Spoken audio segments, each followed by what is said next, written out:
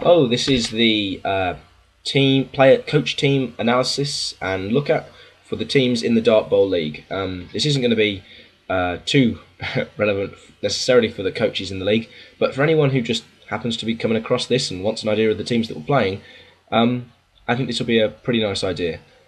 There's also like some team bios that go with the teams that I might include in a later video that won't be quite so long, because I'm going to keep updating the videos with everything that will change with the teams, any injuries or upgrades or new player additions. So I might include the team bios perhaps after the first round, when there probably aren't going to be that many upgrades or injuries. But I still want to do an update, so I might read the team bios then. First team we have alphabetically is Alec with his Khemri side, Egyptian Disco. You can see he's got the full complement of 11 players. He's got 3 team rerolls, and he's got 4 Tomb Guardians, 1 Blitz Ra, 2 Throw Ras, and 4 Skeletons. The names, since there were 5 fluff points available for naming your players, he has Susanna Hoffs, Tomb Guardian, Debbie Peterson, Tomb Guardian, Vicky Peterson, Tomb Guardian, Annette Zilinskas, Tomb Guardian. See, the real enjoy of this video is going to be watching me pronounce things. Earth, easy, the Blitz Ra. Wind, the Throw Ra. Fire, the Throw Ra. And then Cool, B, G's, and KC, the Skeletons. So it's gone with a solid Khemri build. He's got the 2 Throw Ras for the handling. He's got the Blitz Ra for that positive block sweeping, and a big heavy centre in 4 Tomb Guardians. That's 1 over the minimum requirements for a line of scrimmage, but it's going to make a hell of a cage if it ever gets rolling. Not going to go very fast, but it's going to be a hell of a cage. And obviously he's taken Albury's Blitz Ra, he's Albury's second Blitz Ra in terms of positional, so this really means that it's going to be very cheap to expand this team further. So, and no Apothecary obviously because he's undead, and they already have regeneration. Next team is Ben's Skaven, Spikey's Blue Bits. You can see he's got 2 team rerolls, and then he has 2 blitzers, 2 throwers, 2 gutter runners, and then fills out the rest of the squad with linesmen and 1 more for good luck.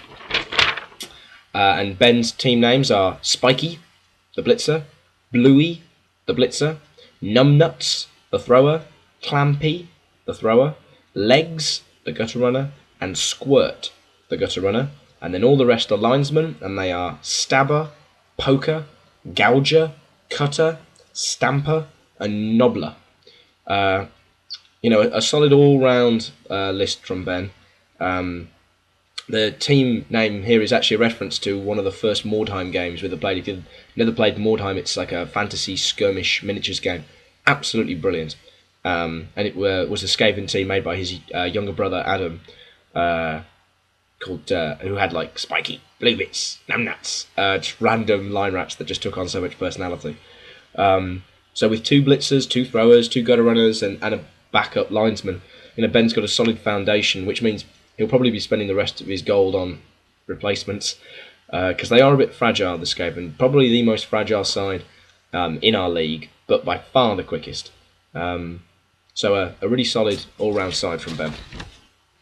Next team is Dan's Chaos Pact team, Average Tom's Gym. And one of the first things to notice is Dan has taken 5 team rerolls, which is by far the most in the league, but will supplement his almost complete lack of skills that are on his team, especially essential skills like block and sure hands and things like that. So Dan has taken, he had 3 big guys to choose from, a Chaos Troll, a Chaos Ogre, and a Chaos Minotaur. He's gone with the Chaos Ogre. He's gone through a Dark Elf Renegade and a Goblin Renegade, but has chosen not to take the Skaven Renegade. And then the rest, he's filled out his squad with Marauders. Good, solid, human linesman players. And his team names are, he's got Kurt Dolby, the Chaos Ogre, Javier Blunt, the Dark Elf Renegade, Eric Domino, the Goblin Renegade. I love that name for some reason.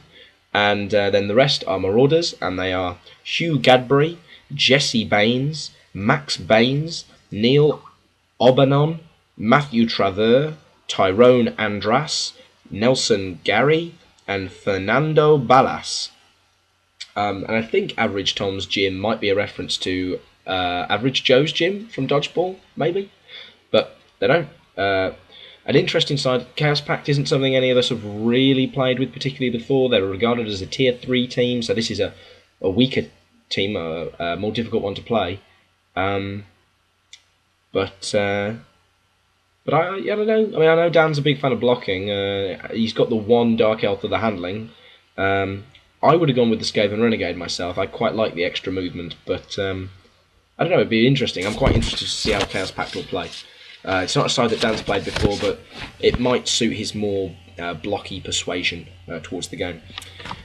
Next team is Jack's High Elves, FC Lothern, and he's gone with, it's a bit mixed up as you can see, both 2 team rerolls, but he's Elves, so their handling is so good anyway.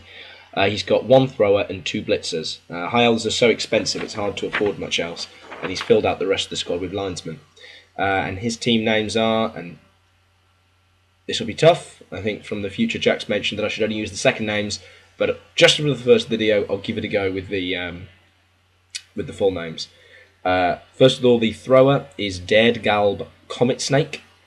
He has Huruboak Iron Lizard, the blitzer, and Inadoa Path Falcon, the blitzer, and then all the rest are linesmen.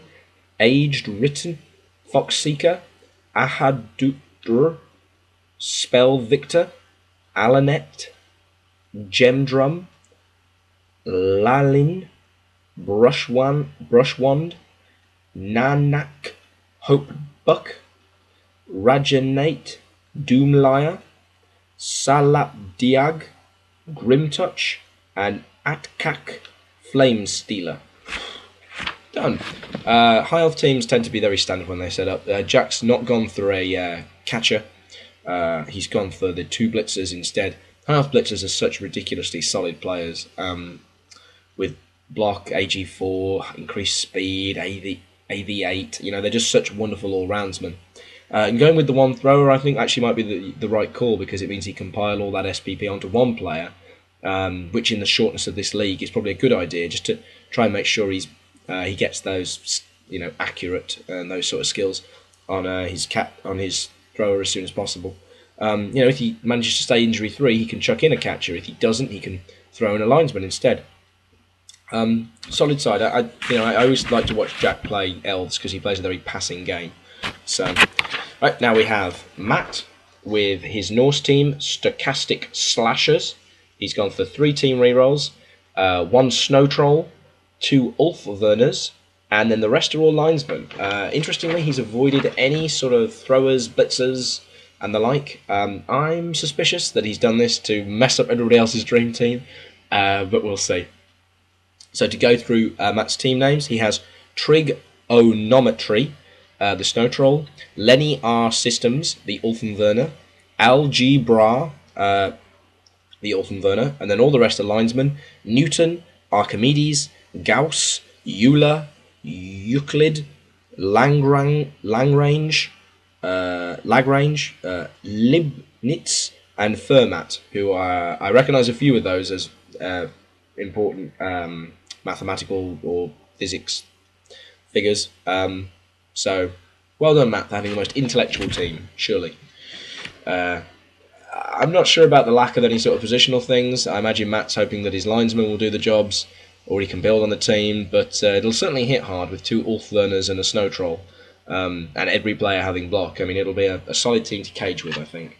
And speaking of caging, we have the last team, Shaun's Chaos Dwarf team, the Thaurissans Thunderers. 1 team reroll, and then Shaun has 1 Minotaur, 2 Bull Centaurs. He has 5 Chaos Dwarf blockers, 6 Chaos Dwarf blockers, and 2 Hobgoblins. So to go through the names, his Minotaur is Ragnar.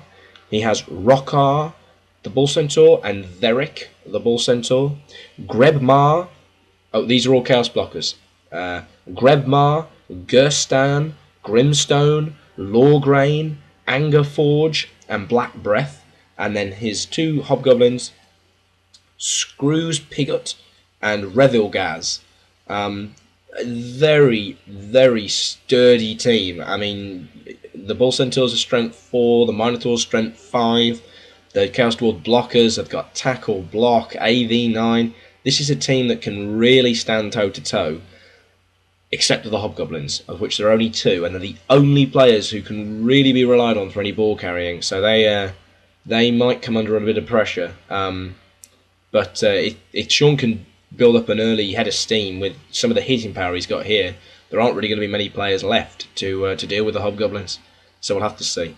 I'm going to keep updating everyone on how the teams go at the end of every round, any injuries, any upgrades, things like that, any additions. So, yep, this is the first video. Probably going to be the longest. But there we go. All right, then. Let's hopefully let's see some upgrades and maybe a couple of injuries on these teams.